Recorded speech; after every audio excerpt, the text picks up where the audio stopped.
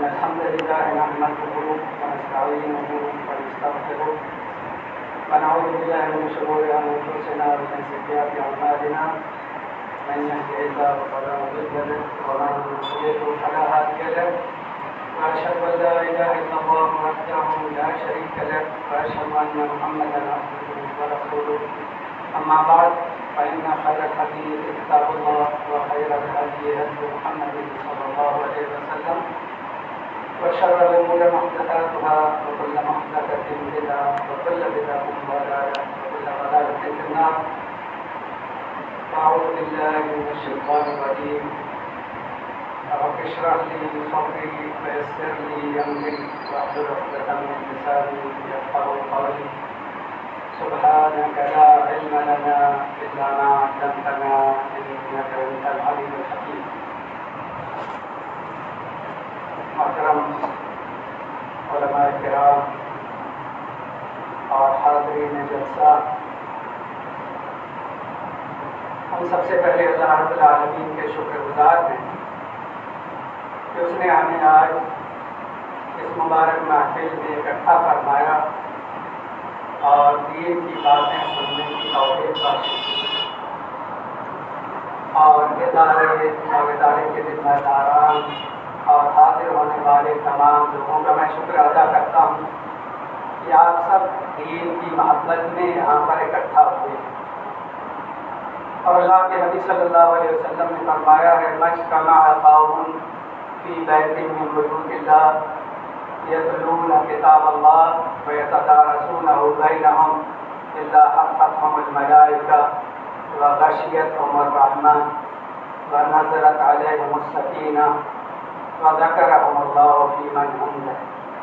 ومن بطأ به عمله لم يسرع به نسبه. کہ جب اللہ کے گھروں میں سے کسی گھر میں لوگ اکٹھا ہوتے ہیں، کتاب اللہ کی تلاوت کرتے ہیں، ایک دوسرے سے پڑھتے اور سیکھتے ہیں، تو ان پر سکینت نازل ہوتی ہے، فرشتے نازل ہوتے ہیں، رحمت نازل ہوتی ہے، اور اللہ تعالیٰ اپنے پاس فرشتوں میں ان لوگوں کا تذکرہ فرماتے ہیں. اور جس شخص کا عمل اسے پیچھے کر دے، اس کا نسب اور خاندان اس کو آگے نہیں بڑھا سکتا. اس سے معلوم ہوتا ہے کہ آپ سب جو اکٹھا ہوئے ہیں دین اسلام کے لیے، اسلام کی محبت میں، دین کی تعلیم کے لیے، تو ہم سب کو اللہ کی رحمت اور سکینت گھیرے ہوئے. اللہ تعالیٰ سے ہم اس کی رحمت اور سکینت کے طلبگار ہیں اور اس سے خیر اور رحمت طلب کرتے ہیں. علم کا مرکز، مدارس اسلامیہ اور دین کی تعلیم حاصل کرنے کی جگہیں، یہ بڑی عظیم الشان جگہیں. یہ مدارس حقیقت میں ہمارے دین کا قلعہ ہے، مضبوط قلعہ ہے. انہی کے ذریعے سے دین اسلام آج باقی اور قائم ہے. اگر یہ مدارس ختم ہو جائیں، اگر یہ دینی تعلیم اور دروس بند ہو جائیں، تو آپ دیکھیں گے کہ دھیرے دھیرے لوگ اسلام بھول جائیں گے، نماز پڑھنا بھول جائیں گے، اذان دینا چھوڑ دیں گے، کوئی امامت کرانے والا آپ کو نہیں ملے گا، نماز جنازہ پڑھانے کے لیے کسی کو نہیں پائیں گے، نکاح خالی کے لیے کوئی نہیں ملے گا. اس طرح کی کیفیات پیدا ہوگی. اور ایسا وقت بھی آ سکتا ہے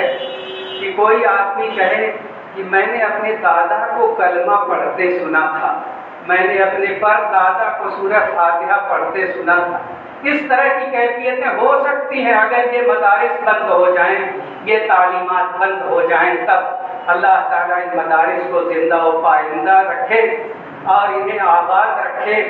لوگ ان سے سچی محبت کریں، یہاں آئیں اور سارے مدارس کو آباد کریں، ان سے سچی محبت کریں، اس کا تعاون کریں، اس کا ساتھ دیں اور اس کو آگے بڑھانے کی کوشش کریں، تاکہ علم پھلے پھولے، بچے تعلیم یافتہ بنیں، علم کے زیور سے آراستہ ہوں اور عزت کی زندگی گزاریں. یہ بہت ضروری ہے. وہ حدیث جس میں یہ ذکر ہے کہ سب سے پہلے جو شرک پھیلا وہ نوح علیہ السلام کی قوم ہے۔ نوح علیہ السلام کی قوم میں شرک پھیلا سب سے پہلے، اور اس سے پہلے آدم علیہ السلام سے لے کر نوح علیہ السلام تک 1000 سال تک سب کے سب مومن و مسلم تھے، سب ایک اللہ کی عبادت کرنے والے، سب توحید پر قائم رہنے والے، اور سب شرک سے دور تھے۔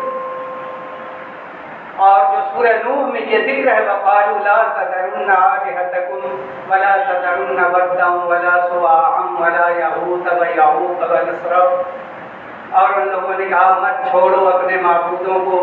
مت چھوڑو ود کو، سوا کو، یغوث کو، یعوق کو، نصر کو۔ بخاری شریف میں لکھا ہے کہ یہ سب ان کی قوم کے نیک بزرگ لوگ تھے۔ جب علم سے لوگ دور ہو گئے، لمبی مدت گزر گئی اور علم جاتا رہا، تو ان کی پوجا اور عبادت شروع ہو گئی۔ یہی علم جب ختم ہوا، جب علم سے دوری پیدا ہو، علم حاصل کرنا لوگ چھوڑ دیے، تو کافر و مشرک بن گئے، بے دین بن گئے، غیر اللہ کی عبادت کرنے والے لوگ وجود میں آئے۔ اس طرح کی کیفیت پیدا ہوئی۔ اس لیے مدارس سے تعلق رکھنا، ان مدارس کو آباد کرنا، ان کے منہج اور ان کے طریقے کو درست کرنا اور اس کے مطابق تعلیم دینا، یہ بہت اہم ہے، کیونکہ یہ بھی ضروری ہے کہ ہمارا منہج، ہمارا طریقہ درست ہو، ورنہ اس بات کا ڈر ہے کہ ہم غلط منہج اختیار کر کے راستے سے ہٹ جائیں، بھٹک جائیں، دور ہو جائیں۔ اس لیے صحیح منہج پر قائم رہنے والے ادارے، ان کا تعاون کرنے اور اس میں اپنے بچوں اور بچیوں کا داخلہ کرانے اور وہاں پڑھنے پڑھانے کا شوق ہر مسلم کو ہونا چاہیے، اور اس سے تعلق رکھنا ہمارے لیے بڑا اہم اور بہت ضروری ہے۔ یہ علم کیا چیز ہے؟ علم کے تعلق سے کہا جاتا ہے کسی بھی بات، کسی بھی چیز کو سچائی کے ساتھ صحیح جان لینا، یہ علم ہے۔ کوئی بات ہو، کوئی مسئلہ ہو، کوئی معاملہ ہو، اس کی سچائی کو صحیح طور سے جان لینا، یہ علم ہے۔ اور علم حاصل کرنا ہر مسلمان کے لیے لازم ہے۔ اللہ تعالیٰ نے اگر کسی چیز کی کثرت طلب کرنے کے لیے نبی صلی اللہ علیہ وسلم سے کہا، تو علم کی کثرت طلب کرنے کے لیے کہا، وَقُلْ رَبِّ زِدْنِی عِلْمًا، اے نبی آپ دعا کیجئے رب زدنی علما، اے میرے رب میرے علم میں اضافہ کرنا۔ اگر نبی صلی اللہ علیہ وسلم کو علم کی زیادہ ضرورت ہے تو ہمیں اور آپ کو کس قدر ضرورت ہوگی؟ لیکن کون سا علم ہمیں حاصل کرنا چاہیے؟ علم، مفید علم کی ضرورت ہے، مفید علم جس سے دنیا کا فائدہ ہو، آخرت کا فائدہ ہو، انسان کی زندگی سنورے، وہ مؤدب اور بااخلاق بنے، شریعت کا پابند بنے۔ اور جو مفید نہیں ہے، غیر مفید علم ہے، نقصان دہ علم ہے، جیسے جادو، کہانت وغیرہ اس طرح کے جو علوم ہیں، ان کا کوئی فائدہ نہیں سوائے شر اور فساد اور برائی کے۔ تو مفید علوم حاصل کرنا تمام مسلمانوں کی ذمہ داری ہے اور بڑا اہم ہے۔ اور مفید علوم میں سب سے زیادہ جس بات کی اہمیت ہے، آپ یہ سمجھیے کہ وہ علوم جو بندے کے تعلق کو اس کے رب سے مضبوط کرتے، بندے کا معاملہ اپنے رب سے مضبوط ہو جائے، اسی معاملے کو صحیح اور درست کرنا، یہی حقیقت میں صحیح علم ہے۔ اسی لیے کہا جاتا ہے کہ صحیح علم کے لیے ضروری ہے کہ ایک انسان توحید کا علم حاصل، موحد بنے، اپنے رب کو پہچانے، ایک رب کی عبادت کرے۔ اسی لیے مسلم شریف میں حدیث موجود ہے کہ اللہ کے نبی صلی اللہ علیہ وسلم نے فرمایا، من مات وهو يعلم انه لا الہ الا اللہ دخل الجنہ، جو مرا اس حال میں کہ اسے پتا تھا کہ کوئی عبادت کے لائق نہیں ہے سوائے ایک اللہ کے، وہ جنت میں داخل۔ تو توحید کا یہ علم یہ سب سے عظیم علم ہے، سب سے بڑا علم ہے کہ ایک بندہ اپنے رب کی صفات جانے، اس کی شان جانے، اس کی قدرت جانے، اس سے محبت کرے، اس کے احکام کو مانے، اس کے مطابق زندگی گزارے، یہ سب سے زیادہ ہے اور سب سے ضروری۔ اگر اللہ کے نبی صلی اللہ علیہ وسلم نے فرمایا کہ اللہ رب العالمین نے فرمایا کہ اگر میرا بندہ آسمانوں اور زمین کو اپنے اور اس کے درمیان کی جگہوں کو گناہوں سے بھر دے گا اور پھر آئے گا میرے پاس اس حال میں کہ وہ میرے ساتھ کسی دوسرے کو شریک نہیں ٹھہراتا تھا، تو میں اس کے سارے گناہ معاف کر دوں گا، مجھے کوئی پرواہ نہیں۔ آپ دیکھیے اور کیجیے کہ ایک انسان اگر موحد ہو تو توحید اختیار کر کے سب سے بڑی وہ عبادت کرتا ہے۔ موحد مسلمان مسلسل اس کا دل اپنے رب سے محبت کرتا ہے، اس محبت کے نتیجے میں اس کا ذکر کرتا ہے، اس کو یاد کرتا ہے، اس کی دعوت دیتا ہے، اس کی تعلیم دیتا ہے اور اس کا دل عبادت گزار ہے اور ساتھ ساتھ اس کے اعضاء و جوارح اللہ کی عبادت گزار ہے۔ تو وہ توحید اختیار کر کے، صحیح عقیدہ اختیار کر کے وہ مسلسل عبادت میں رہتا ہے۔ نماز تو اپنے وقت پر وہ پڑھتا ہے، لیکن صرف صحیح عقیدہ اختیار کر کے وہ اپنے رب کی مسلسل عبادت کر رہا ہوتا ہے، کیونکہ اس کا دل اللہ کی عبادت سے، اللہ کی محبت سے، اس کی عظمت سے معمور اور آباد ہے۔ تو یہ بڑی ضروری چیز ہے کہ سب سے پہلے توحید کی تعلیم دی جائے اور بتایا جائے کہ اللہ رب العالمین وہی خالق و مالک اور اس کائنات کا مدبر ہے اور خالص اسی کی عبادت کرنا صحیح ہے اور باقی سب کی عبادت ہے، کسی کی عبادت جائز نہیں سوائے ایک اللہ کے۔ تو اسی لیے نبی صلی اللہ علیہ وسلم نے فرمایا کہ جو یہ جانتا تھا کہ لا الہ الا اللہ کوئی سچا معبود نہیں ہے سوائے ایک اللہ کے، اسی علم پر مرا تو وہ جنت میں جائے، اسی علم پہ مرا، اسی یقین پہ مرا تو وہ جنت میں جائے۔ اس لیے اس عقیدے کو سیکھنا، حاصل کرنا، اس کے مطابق عمل کرنا، اللہ کی صفات کو پہچاننا، اس کی قدرت کو جاننا اور ان صفات کو اپنے دل میں جگہ دینا، اللہ سے سچی محبت کرنا، اس کے مطابق زندگی گزارنا، عمل کرنا، یہ بڑا ضروری ہے۔ اسی لیے ہمیشہ عقیدے کی باتیں ہونی چاہیے، ہمیشہ عقیدے کی اصلاح ہونی چاہیے، اس کے بغیر کوئی فائدہ نہیں۔ قرآن شریف میں اللہ تعالیٰ نے کچھ محکم آیات اتاری ہیں، کچھ متشابہ آیات اتاری ہیں۔ وَالَّذِي أَنزَلَ عَلَيْكَ الْكِتَابَ مِنْهُ آيَاتٌ مُحْكَمَاتٌ هُنَّ أُمُّ الْكِتَابِ وَأُخَرُ مُتَشَابِهَاتٌ فَأَمَّا الَّذِينَ فِي قُلُوبِهِمْ زَيْغٌ فَيَتَّبِعُونَ مَا تَشَابَهَ مِنْهُ ابْتِغَاءَ الْفِتْنَةِ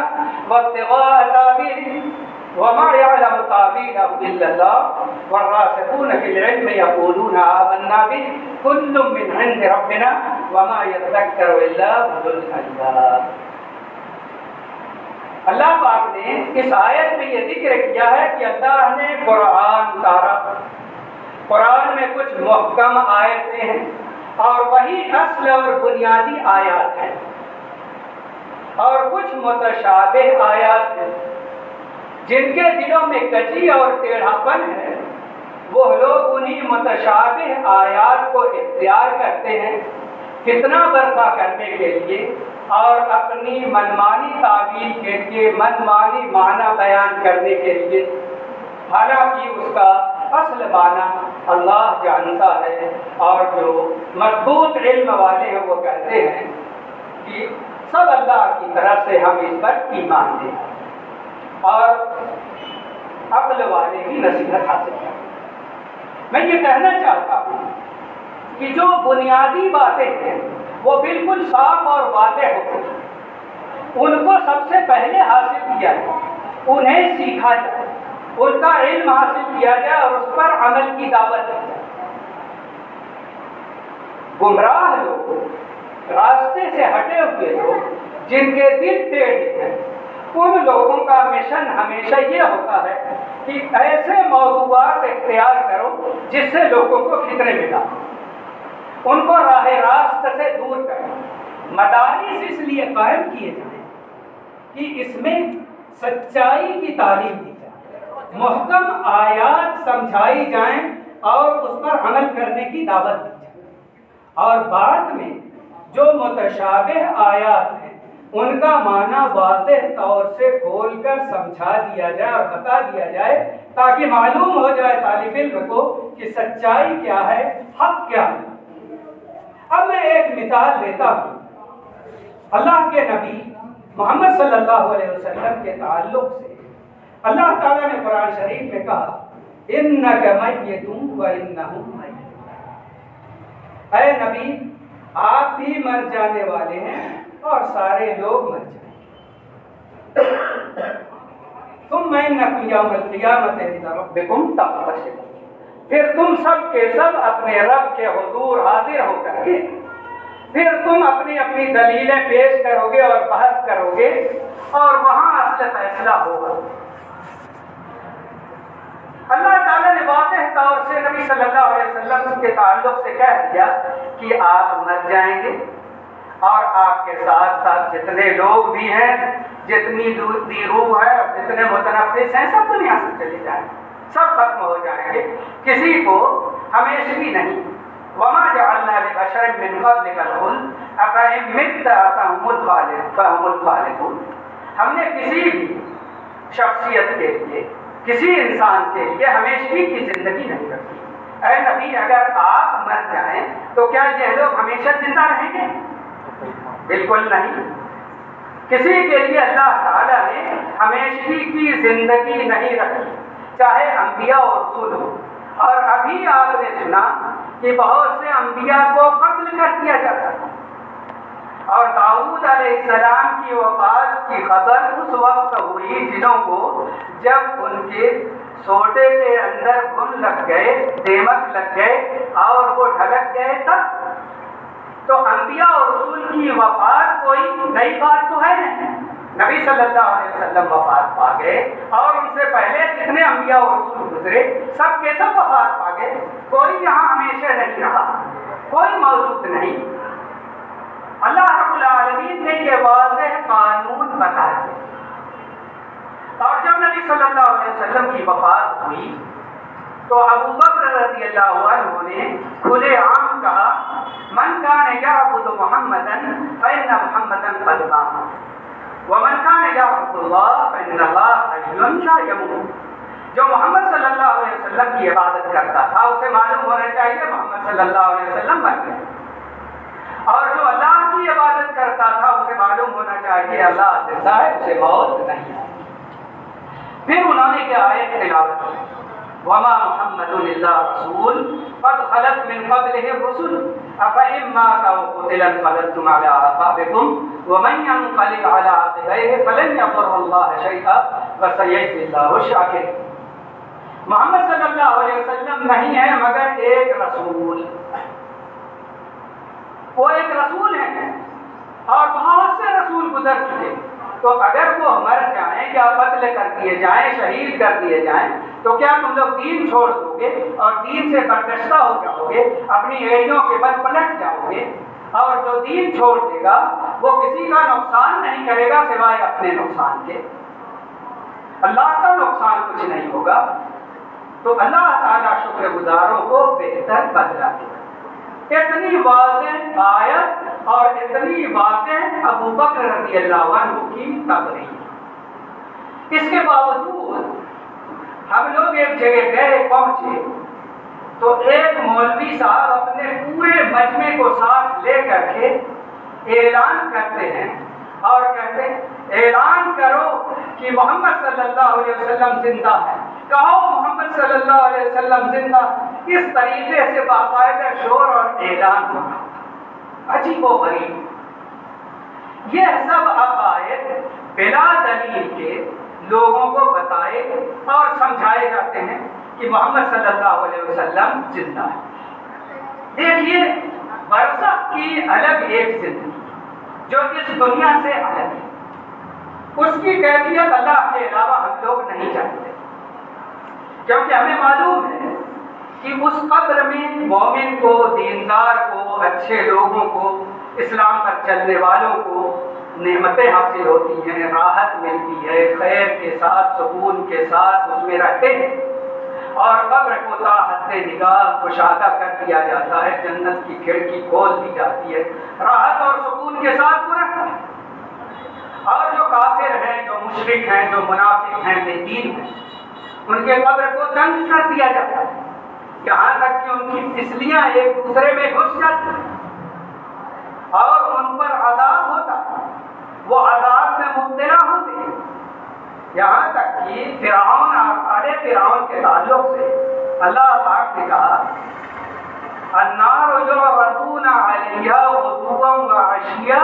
ویوم تقوم الساعة ادخلوا آل فرعون اشد العذاب۔ یہ سب جو فرعون اور اس کے ماننے والے ہیں، یہ سب آگ پر پیش کیے جاتے ہیں، اور آگ ان پر پیش کی جاتی ہے صبح و شام، صبح و شام آگ کا ان کو عذاب دیا جاتا ہے۔ اور جب قیامت قائم ہوگی تو اللہ کا حکم ہوگا کہ ان آل فرعون کو سب سے سخت عذاب میں داخل کریں، عذاب میں مبتلا ہوتے ہیں۔ اور یہی آیت دلیل ہے کہ قبر میں عذاب ہوتا ہے، اور قبر کا عذاب برحق ہے، کیونکہ جو اہل قرآن ہیں وہ احادیث رسول کو نہیں مانتے، اور اکثر وہ سب پوچھتے رہتے ہیں کہ اچھا قرآن کی آیت سناؤ جس میں یہ بیان ہو کہ قبر کا عذاب ہے، تو علماء کہتے ہیں کہ یہی آیت دلیل ہے ان کے لیے، کیونکہ اس آیت میں ذکر ہے کہ صبح و شام قبر کا عذاب ہوتا ہے، اور جب قیامت قائم ہوگی تب کہا جائے گا ادخلوا آل فرعون اشد العذاب، سب سے سخت عذاب میں آل فرعون کو داخل کریں۔ تو اس قیامت سے پہلے کا یہ بیان ہو رہا ہے اس آیت میں۔ میں یہ کہنا چاہتا ہوں کہ برزخ کی زندگی دنیا کی زندگی سے ہے، اور ہمیں معلوم نہیں کہ ان کی کیفیت کیسی ہے۔ ہم لوگ تو دنیا دیکھے ہیں، دنیا کی چیزیں دیکھیں اور اس سے جانتے ہیں۔ بعض لوگ گہری نیند میں سوئے ہوئے رہتے ہیں تو وہ آدھے مرے رہتے ہیں، وہیں بیٹھ کر کے ان کے خلاف باتیں کرو، پلان بناؤ، ان کے تعلق سے کیا کیا باتیں کر لو، کچھ خبر نہیں اسے، زندہ ہو کر کے بھی مرتا ہے،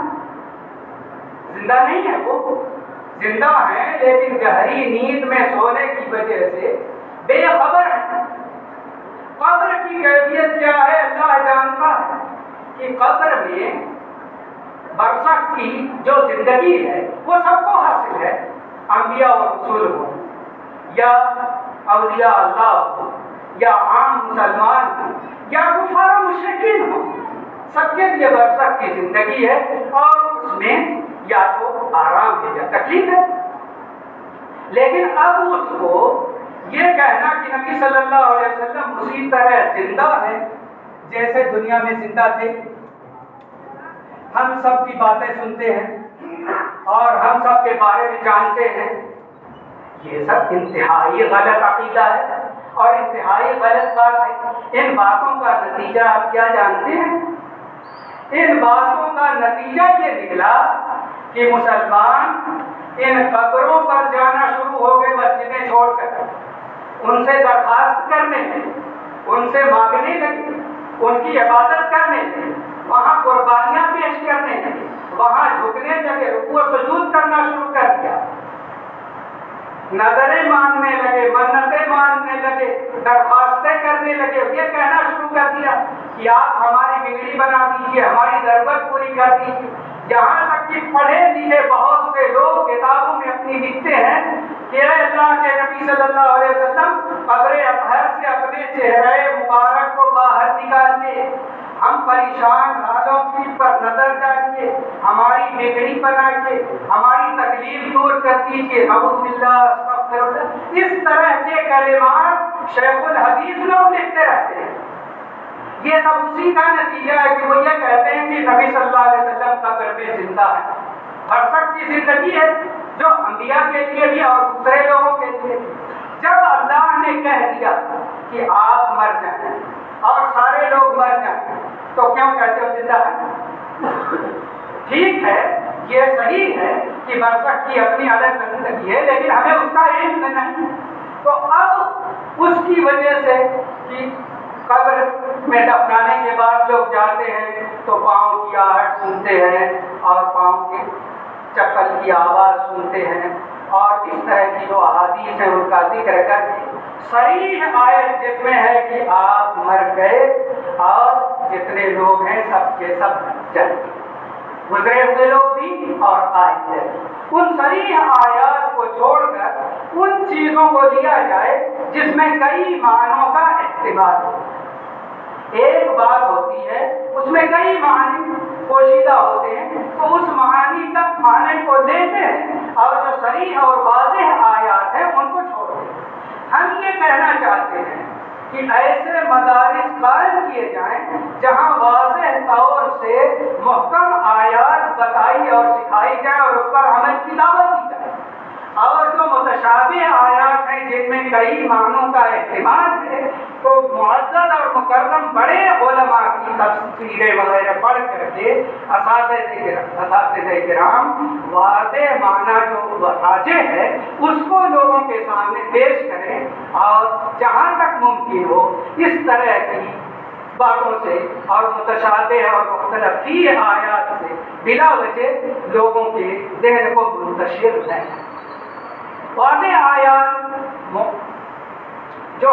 جس کا معنی بالکل واضح ہے، جس میں کوئی شبہ نہیں، اس کو اپنے سامنے رکھیں اور اسی پر عمل کرنے کی کوشش کریں. اور اس تعلق سے آیات بہت ہیں، احادیث بہت ہیں، پورا قرآن بھرا ہوا ہے، اس پر عمل کرنے کی ہم لوگوں کو ضرورت ہے. کیونکہ شبہ والی آیات سے یا جس میں کئی معنوں کا احتمال ہوتا ہے تو اس بات کا ڈر رہتا ہے کہ آدمی سن کر جب اس کے پاس علم گہرا نہ ہو تو وہ راستے سے بھٹک جائے. جو لوگ گمراہ کرنے والے ہیں وہ اسی طرح کی باتیں کرتے رہتے ہیں، لیکن ہمارا کام یہ ہے کہ اللہ نے صاف اور واضح کہہ دیا کہ اے نبی آپ کو بھی مر جانا ہے اور سارے لوگوں کو مر جانا ہے، تو ہمارا عقیدہ اسی پہ ہونا چاہیے. یہ واضح آئے. یا اسی طریقے سے مثال کے طور پر کہا جاتا ہے کہ اللہ کے نبی صلی اللہ علیہ وسلم عالم الغیب ہیں، آپ غیب کی باتیں جانتے ہیں، جبکہ اللہ نے واضح طور سے قرآن شریف میں کہا قل لا يعلم من في السماوات والارض الغیب الا اللہ. اے نبی آپ کہہ دیجیے آسمانوں میں اور زمین میں کوئی غیب کی بات نہیں جانتا سوائے ایک اللہ کے. جب واضح کہہ دیا کوئی غیب کی بات نہیں جانتا تو یہ کہنے کی کیا ضرورت ہے کہ نبی صلی اللہ علیہ وسلم عالم الغیب ہیں اور فلاں عالم الغیب ہیں. تو وہ کیا کرتے ہیں جن کے دلوں میں کجی اور ٹیڑھا پن ہے، وہ کہتے ہیں کیا قرآن میں نہیں لکھا وما هو علی الغیب بضنین، وہ نبی غیب کی باتیں بتانے میں بخیل نہیں ہے. تو اگر ان کو غیب کا علم نہیں ہے تو یہ بات کیوں کہی جاتی؟ نبی صلی اللہ علیہ وسلم کے پاس وحی آتی ہے، آپ کے پاس جبریل علیہ السلام آتے ہیں، آپ پر قرآن اترتا تھا، آپ کو تعلیم دی جاتی تھی اور آپ اس تعلیم کو لے کر دوسرے لوگوں تک پہنچاتے تھے. یہ تو ایسے ہی ہے جیسے استاد معلم طلبہ کو درس دیں، آیات بتائیں، احادیث بتائیں، پھر وہ طالب علم اپنے گھر والوں کو، مسجد محلے کے لوگوں کو وہ تعلیمات نشر کریں، پھیلائیں اور درس دیں. تو کیا آپ کہیں گے کہ وہ طالب علم بھی عالم الغیب ہو گیا؟ اگر بتانے سے سکھانے سے کوئی عالم الغیب ہوتا ہے تو دنیا کے سارے لوگ عالم الغیب ہیں. پھر اللہ رب العالمین کی کیا خصوصیت جو اللہ تعالیٰ نے اپنے بارے میں بتایا کہ وہ غیب جانتا ہے اور دوسرے لوگ غیب نہیں جانتے؟ ظاہر ہے اس کا معنی یہی ہے کہ بتانے سے اگر کوئی بات کوئی جان جاتا ہے تو وہ عالم الغیب نہیں ہوتا. بغیر بتائے ہوئے اگر کوئی جاننے والا ہے اور وہ صرف اللہ رب العالمین کی ذات ہے تو وہ عالم الغیب ہے. تو اللہ نے واضح کہہ دیا کہ کوئی غیب کی بات نہیں جانتا سوائے ایک اللہ کے. یہ واضح آیا. محکم آیت ہے، لیکن وہ آیت اس میں کئی معنوں کا احتمال ہے یا کئی معنی لوگ اپنی طرف سے پیدا کرتے ہیں، تو ایسے غلط معانی جو لوگ پیدا کرتے ہیں ان معانی کو بتانا چاہیے کہ یہ غلط معنی ہے جو بعض لوگوں نے ذکر کیا۔ اصل مسئلہ کیا ہے؟ محکم آیات اور جو دوسری آیت جس میں کئی معنی کا احتمال ہوتا ہے، تو ہوتا یہ ہے کہ اس متشابہ آیت کو محکم آیتوں کے ذریعے سے سمجھا جاتا ہے۔ جب ایک آدمی کہتا ہے کہ اس کا یہ معنی ہے اور اس کا یہ معنی ہے، تب ایسی صورت میں جو محکم آیت ہے اس کو سامنے رکھ کر بتایا جائے گا کہ یہ تو تمہارے بتائے ہوئے معانی ہیں، اللہ تعالیٰ نے بتا دیا کہ اس کا اصل معنی یہ ہے، تو اس صورت میں معنی بالکل واضح اور صاف ہوگا۔ تو مدارس میں دراصل صحیح عقیدے کی تعلیم دینا بہت ضروری ہے، اور یہ بتانا ضروری ہے کہ آیات یہ محکم ہیں اور اس کا معنی ایک ہی ہے جس پر تمام لوگ ایمان رکھتے ہیں، تو اس کو اختیار کریں۔ آخر اللہ کے نبی صلی اللہ علیہ وسلم نے اہل کتاب سے نہیں کہا قل یا اہل الکتاب تعالوا الی کلمۃ سواء بیننا وبینکم الا نعبد الا اللہ ولا نشرک به شیئا ولا يتخذ بعضنا بعضا اربابا من دون اللہ۔ کہا اے اہل کتاب، آؤ ایسی بات کی طرف جو ہمارے اور تمہارے درمیان مشترک ہے کہ ہم نہ عبادت کریں کسی کی سوائے ایک اللہ کی، اور اس کے ساتھ کسی کو شریک نہ ٹھہرائیں، اور ہم میں سے بعض کو رب نہ بنائیں، یعنی ان کی باتیں بلا سند بلا دلیل نہ ماننا شروع کر دیں اور اس کے مطابق عمل نہ کرنے لگے۔ تو یہ ضروری ہے بتانا اور سمجھانا۔ یہ مدارس بچوں کو حقیقت میں دین کی تعلیم دیتے ہیں اور صحیح تربیت دیتے ہیں، اسی لیے تو نبی صلی اللہ علیہ وسلم نے باقاعدہ نمونہ چھوڑ دیا۔ عبداللہ بن عباس رضی اللہ عنہ کہتے ہیں کہ میں نبی صلی اللہ علیہ وسلم کے پیچھے تھا، تو نبی صلی اللہ علیہ وسلم نے فرمایا یا غلام انی اعلمک کلمات، اے بچے میں تم کو کچھ باتیں سکھاتا ہوں، احفظ اللہ یحفظ، اللہ کے احکام کی حفاظت کرو، اس پر عمل کرو تو اللہ تمہاری حفاظت کرے۔ احفظ اللہ تجدہ تجاہک، اللہ کے احکام کی پابندی کرو، اس پر عمل کرو تو مشکلوں میں تم اللہ کو اپنے سامنے مددگار پاؤ گے۔ اذا سألت فاسأل اللہ، جب تمہیں کچھ مانگنا ہے تو اللہ سے مانگو۔ وَإِذَا اسْتَعَنْتَ فَاسْتَعِنْ بِاللَّهِ، اور جب تمہیں مدد طلب کرنی ہے تو اللہ سے مدد طلب کرو۔ وَاعْلَمْ أَنَّ الْأُمَّةَ لَوْ اجْتَمَعَتْ عَلَىٰ أَن يَنفَعُوكَ بِشَيْءٍ لَمْ يَنفَعُوكَ إِلَّا بِشَيْءٍ قَدْ كَتَبَهُ اللَّهُ لَكَ، اور یہ بات جان لو اچھی طرح کہ پوری امت کے لوگ اکٹھا ہو کر تمہیں فائدہ پہنچانا چاہیں تو فائدہ نہیں پہنچا سکتے مگر اتنا ہی جتنا اللہ نے تمہارے لیے لکھ دیا، اور اگر سب مل کر تمہیں نقصان پہنچانا چاہیں تو نقصان نہیں پہنچا سکتے مگر اتنا ہی جتنا اللہ نے تمہارے لیے لکھ دیا۔ رفعت الاقلام وجفت الصحف، قلم اٹھا لیا گیا اور صحیفہ خشک۔ اب آپ دیکھ رہے ہیں کہ کس طرح نبی صلی اللہ علیہ وسلم نے عقیدے کی تعلیم دی اور کچھ آداب سکھا دیے۔ نبی صلی اللہ علیہ وسلم نے یہ آداب سکھا دیے، یہ تعلیم دے دی کہ سب سے پہلے اللہ کو یاد کرو،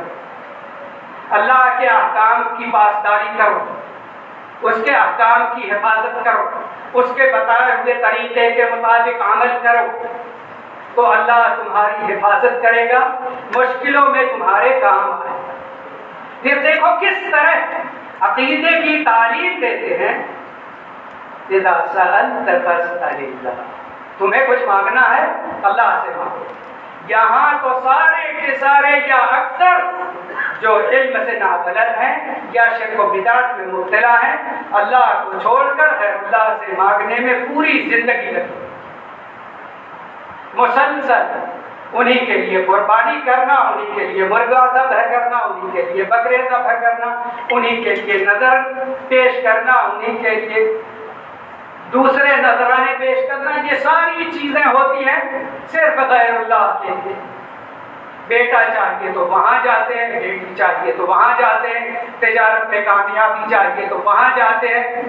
صحت چاہیے تو وہاں جاتے ہیں، ساری چیزوں کے لیے مزار آباد ہے، شیخ ہیں، بزرگ ہیں، پیر ہیں، فقیر ہیں، ان کو اللہ یاد نہیں آتا۔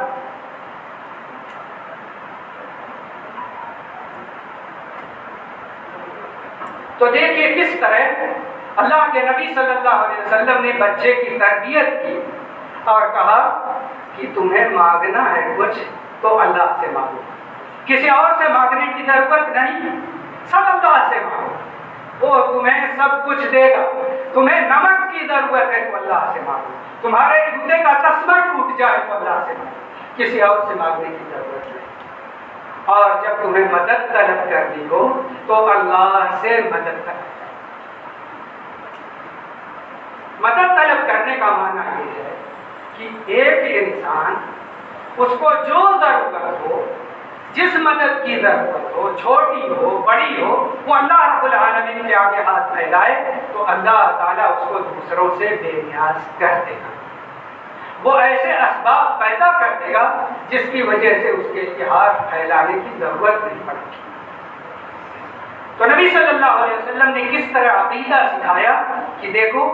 مدد بھی مانگنی ہے تو اللہ سے مدد طلب کرو۔ لوگ کیا کرتے ہیں، یا علی مدد، یا حسین مدد، اور یا شیخ عبد القادر جیلانی مدد، کیا کیا نام لیتے ہیں اور ان سے مدد طلب کرتے ہیں۔ اللہ کے نبی صلی اللہ علیہ وسلم نے اپنے چچا زاد بھائی عبداللہ بن عباس رضی اللہ عنہ سے کہا کہ مدد مانگنی ہے تو اللہ ہی سے مدد طلب کرو، اور باقاعدہ سب عقیدے کی باتیں ہیں، یہ جان لو تمہارا کوئی کچھ بگاڑ نہیں سکتا، تم صحیح عقیدے والے، سب کے سب بدعتی اور سب غلط راستے پر چلتے، لیکن اگر اللہ کے لیے مخلص ہو اور اسلام اور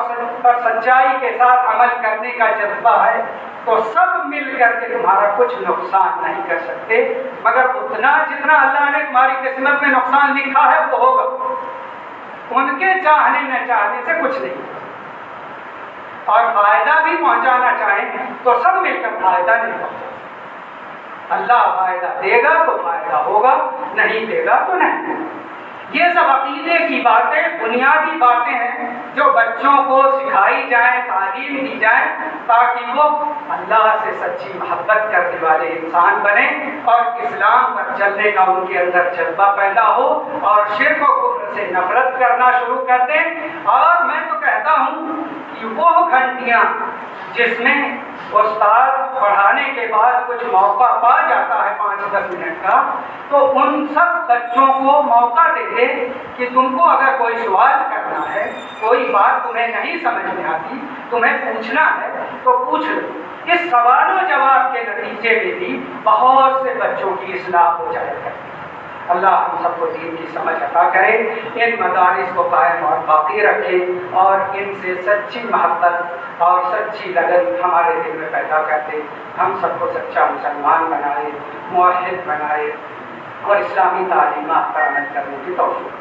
دے۔ صلی اللہ علیہ وسلم علی نبینا محمد وعلی آلہ وصحبہ۔ جزاکم اللہ خیر جزا۔ محترم حضرات، آپ حضرات بڑی دل جمعی کے ساتھ الحمدللہ ساری گفتگو سماعت فرما رہے ہیں۔ وقت ہمارے بیچ بہت کم بچا ہوا ہے۔ ہمارے جو معزز مہمان حضرت الشیخ حضرت مولانا عبد الغفار صاحب سلفی حفظہ اللہ جو بنارس سے ہمارے بیچ تشریف لا چکے ہیں، میں بلا کسی تاخیر انتہائی ادب کے ساتھ شیخ سے گزارش کر رہا ہوں کہ شیخ تشریف لائیں اور اپنے خطاب سے یہاں موجود تمام سامعین کو محفوظ کریں۔ شیخ کے خطاب کے بعد وقت نہیں بچے گا، اس لیے میں ابھی اعلان کر دینا مناسب سمجھتا ہوں کہ الحمدللہ ہم لوگ یہاں تک پہنچ چکے ہیں۔ ابھی ادارے میں اوپری منزل میں بہت سارا کام ابھی باقی ہے، نیچے ادارے کے